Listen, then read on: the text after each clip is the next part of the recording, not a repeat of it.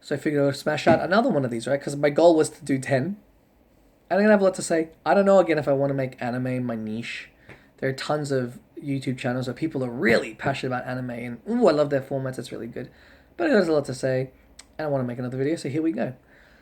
So going back to, again, all cultures around the world have their writings and they have their tropes and that. I used to be really into anime. And then I sort of, as I grew up and I'm just watching these tropes happen again and again and the bad writing. So I got out of it, man. It was terrible. It was frustrating. It was annoying. Oh my god, one in particular, Fairy Tail.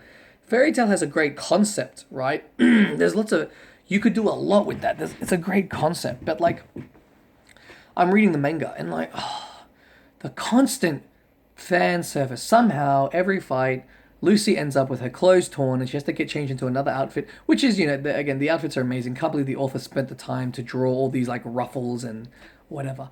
But like, every time she always gets knocked back and she somehow ends up with her butt up in the air and her legs open. And like, it was really frustrating me because I got to a point where it's like, this is all you're doing to keep readers engaged. If all you can do to keep readers engaged is this, then it's terrible writing, and it really was, because if people want to see that stuff, it's just a Google search away. So yeah, so I was out of anime for a long time. It was really bad. And then what happened was my brother put me on to One Punch Man. Bro, and it's funny, despite all the years I watched anime, I guess I never realized there were different genres of anime. So maybe my problem is just with Shonen, which makes sense, right? Because their demographic is young boys, right? Like, so that makes sense. But my brother put me on One Punch Man. So that was what I was going to say at the end of the other video. If you want to try anime, really good, man, I recommend 1,000,000% One Punch Man, Mob Psycho 100. That's really it so far.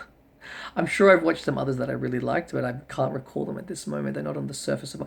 Shaman King. Oh my god, that's a video. Shaman King was the first manga I ever read. I was ever exposed to. And that's what got me into anime and manga. That changed my life, man. That was a good one. I love that one. There's so much to discuss there about Shaman King. But anyways, that's what I was gonna say. If you want good animes, I recommend those, because a lot of the rest of it is just bad writing. And here's what I think is up, right? What I think makes a good story is that the author has an ending in mind, and as you're reading the story, events are converging to this ending. Sometimes it's really great that you tie up all the loose threads and it's a nice, neat ending. Humans love that, right? We love that. Sometimes you leave threads unanswered so that you can make sequels, right? For sure, for sure. But here's what again, purely speculation. But here's what I think what happens, right? So, you're in Japan. You love anime and manga. It's big in their culture. We love it here, right? So I think they really love it over there. And you read anime and manga, and you love it so much. And the art style's really good. And like what's natural, even I witnessed here in my youth, you start drawing it, and you're drawing and stuff. And like the big one over there, there's probably other anime studios, but I'm not aware. So one day, Shonen Jump, you write a story, and you give it to Shonen Jump, and they pick you up, right? You get published, bro. You're living the dream instead of being a wage slave. Every day you wake up in the morning and you get trapped in traffic to get to work, and then you're trapped in your cubicle, and then you get to get trapped in traffic again on your way home, and then you sleep, and then you get to do that for 4 more days in the week, and then your weekend comes. No, you're getting paid to tell your story. You're getting paid to do what you love. You're getting paid to draw manga, and other people and then some people are animating it because other people love it. Bro, you're living the dream. That's fantastic. That's amazing, right? I love that. But how I have heard Shonen, and again, I could be fully wrong. I'm happy to, if someone knows the answer, comment in the thing. But what I suspect happens, because this is what happened with, I love Shaman King so much. This is what happened with Shaman King, and I suspect maybe it's still the practice. So there's Shonen Jump, and they're a company, like all companies, they want to make money, right? They want to grow. So you've got all these dudes giving you mangas, and you're putting it out there, and the fans are reading it and buying it and commenting on it and talking about it. And you see what's popular and what's not. and they're published on like a week to week basis. And at some point, there comes a time, maybe at the end of the month, maybe at the end of the year, where someone's job is to look at these stats, at the popularity. And again, any company wants to make money. Um, and so what happens if week to week, kids aren't picking up your manga off the shelf and they're not buying it, and you're not making money, they're gonna drop you, right? All the resources they're putting on you for you to publish your manga, there's some other guy out there who's got a story that's eventually gonna land in their lap, and they could put the money to making this thing, which is gonna bring back more money. So then I guess you're in this predicament, right? Because if you're the mangaka, I think they call it, the guys who write in the mangas, what a predicament you're in. You're living the dream.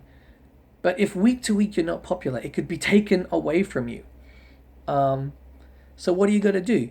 You've got to write stories that are super engaging, that it keeps kids keep coming back to buy the next issue. And what's a good way to do that? Like cliffhangers, right? So what I think you end up happening is that a lot of mangas are these, it's really short-sighted thinking. And for one, again, a good story has an ending in mind. And as you're writing the book, events converge to this ending. But when you finish it and the story's finished, you're no longer a mangaka, right? You're no longer getting paid. To live this dream that you get to write, you get to do what you love, to draw manga, and you're getting paid for it. The dream ends then, right? But you don't even get to think about that, I think. You're just trying to live week to week to keep this dream going, right? So what happens? I think it makes the short-sightedness. Again, you got to stay popular. You think you got to stay popular? So that's all you're thinking about is like these short little mini arcs at a time, mini arc at a time, mini arc at a time, mini arc at a time. And so many mangas just go on forever, never really resolving anything. And yeah, I understand that trap. That's real. That sucks, man. That really sucks. And one last thing I will say as well, this is another thing that got me. These tropes. I discovered this with my brother when I was really, really young. And I'm sure there's actually a trope name for it if I would go to tvtropes.com or whatever. But it was so blatant obvious that as a kid I was able to figure this out. And this was really annoying. All these shonens, man, there's a red character and there's a blue character, right? Let's talk about red character. Okay, so the red character, their primary color is red. They're dumb. They eat really fast. They're loud. And they're all about their friends.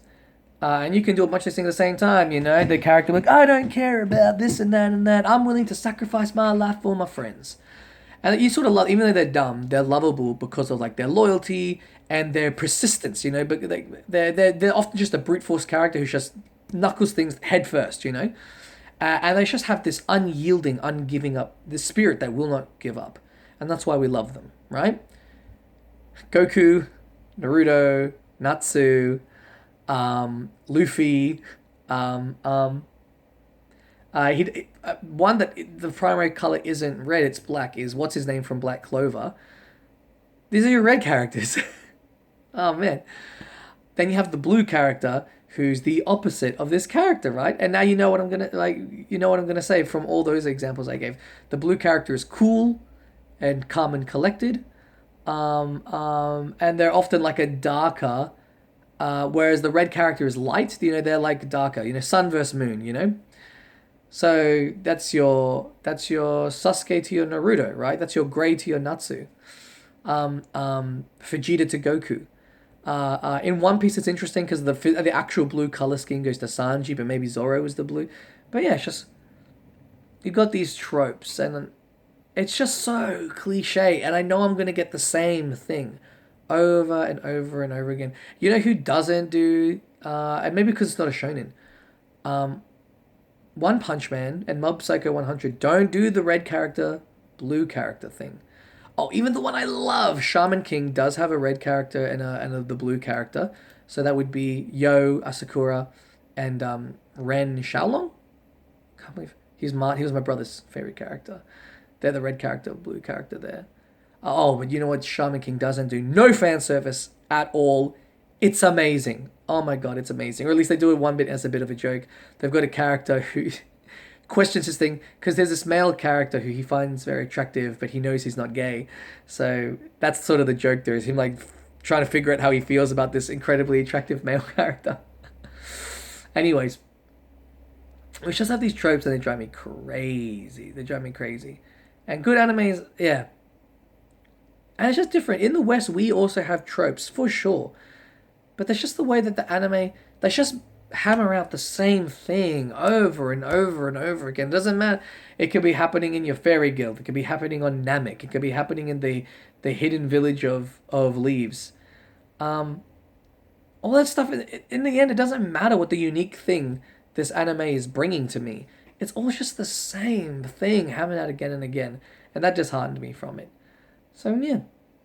Anyways, again, I want to dishearten you out there.